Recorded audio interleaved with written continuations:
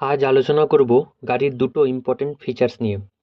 এক hill hold control, আরেকটি হলো হিল ডিসেন্ট কন্ট্রোল।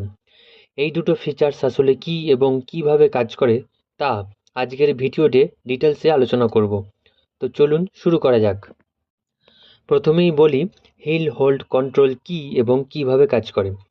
ধরুন আপনি গাড়ি চালিয়ে নিচে থেকে ওপরের দিকে উঠছেন, হঠাৎ আপনাকে ব্রেক করে দাঁড়াতে হলো।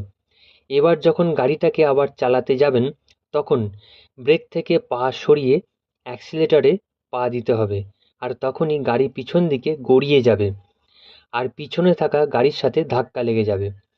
এই প্রবলেম সলভ করার জন্যই এসে গেছে হিল হোল্ড কন্ট্রোল।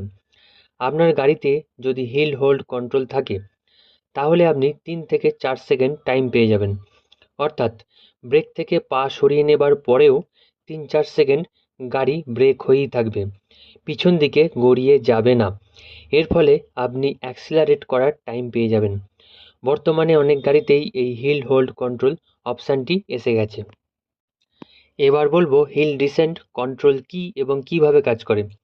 যখন আমরা গাড়ি নিয়ে ওপর থেকে নিচের দিকে নামি, তখন গাড়ির স্পিড অটোমেটিক্যালি বেড়ে যায়, বারবার ব্রেক অ্যাপ্লাই করতে হয়। পাহাড়ি রাস্তায় এই প্রবলেমটা বেশি হয়, অনেক সময় গাড়ির ব্রেক ফেলও হয়ে যায়। এই সমস্যার সমাধানের জন্য এসে গেছে hill descent control. Hill descent control যদি আপনার গাড়িতে অন থাকে, তাহলে ওপর থেকে নিচে নামার সময় আপনি ধরুন 10 কিলোমিটার স্পিড রাখলেন। হিল ডিসেন্ট কন্ট্রোল এই 10 কিলোমিটার স্পিডকে বাড়তে দেবে না, অটোমেটিক ব্রেক অ্যাপ্লাই করবে এবং গাড়ির স্পিড 10 কিলোমিটারের মধ্যেই রাখবে। আপনাকে বারবার ব্রেকে পা দিতে হবে না।